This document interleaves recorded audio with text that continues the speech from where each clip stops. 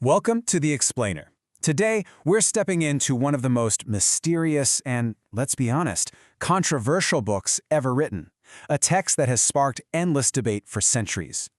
Yeah, we're diving deep into the Book of Revelation. You know the one, 666, the beast, prophecies about the end times. It's filled with all these symbols that have puzzled people for ages. So what do they really mean? We're going to investigate three of its biggest questions, using solid, scholarly analysis to separate the popular theories from what the text itself actually seems to say. So here's our game plan. First, we'll decode that infamous number, 666. Then, we'll investigate the identity of the beast. After that, we'll examine one of Jesus' most challenging prophecies. And finally, we'll pull it all together with a key takeaway on how to approach these ancient texts. All right, let's start with maybe the most famous number in the world, 666. Everyone kind of thinks they know what it means, right?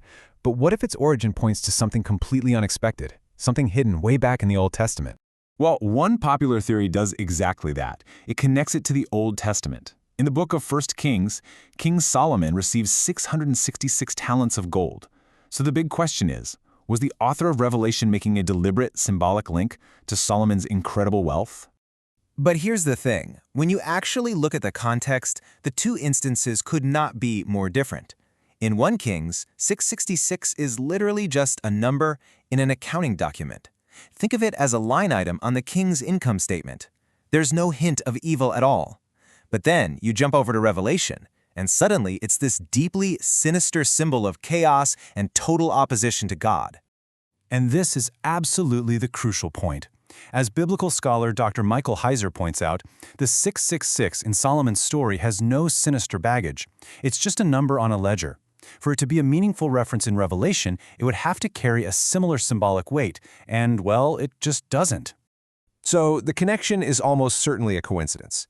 To find the real meaning of 666, we have to look way beyond a simple numerical match in some ancient financial record. Next up, we're going to tackle another huge question, the identity of that powerful empire, the beast, that looms large in the prophecies of both Daniel and Revelation. Now, while historically the beast has been identified with ancient Rome, a more modern theory suggests it points to a future revived Islamic Caliphate. This idea is based on the Middle Eastern geography of the nations mentioned in the Book of Daniel. But does this theory really hold up when we look at the timeline? And this is where the timeline becomes critical. See, Daniel's prophecy is very specific. A figure called the Son of Man arrives during the reign of this fourth kingdom.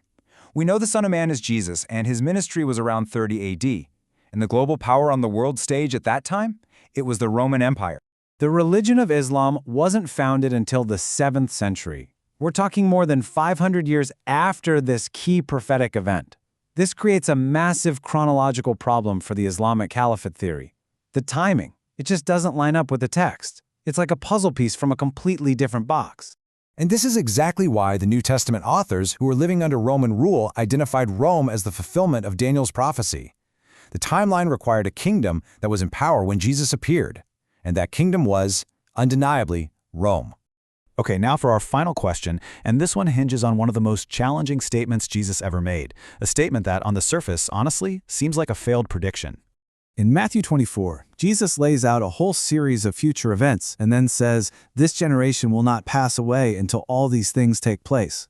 Now, this has led many to believe Jesus expected the end of the world within the lifetime of his audience. But is that what he was actually saying? The key is to define what Jesus meant by all these things. The text suggests he wasn't talking about his final return, but a whole list of preliminary signs and events. And when you look at the historical record, every single one of these signs, from false messiahs and wars to famines and earthquakes, did in fact happen before the destruction of Jerusalem in 70 AD. That's well within that first generation. New Testament scholar R.T. France really emphasizes this point. He argues that Jesus was making a very clear distinction.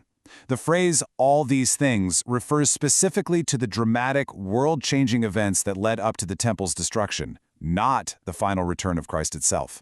So you see, this wasn't a failed prophecy at all. It was a declaration that the final era of history had officially begun. All the necessary preconditions were met.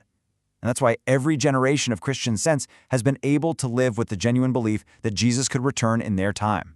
The stage was set 2,000 years ago. So after decoding 666, identifying the beast, And re-examining Jesus' prophecy, what's the single biggest takeaway from all of this? It all comes down to a simple framework. First, analyze the original context. A symbol without its backstory is just a number. Second, respect the timeline. The events have to fit the chronology. And third, define the terms. Are we talking about the signs or the final event? When you apply these steps, these complex texts become so much clearer. And that leaves us with the final question to chew on. If understanding the original context is this powerful, what other modern interpretations of ancient text might not be as solid as we think? It's a powerful reminder that to understand the future foretold in the Bible, we first have to understand the past it was written in.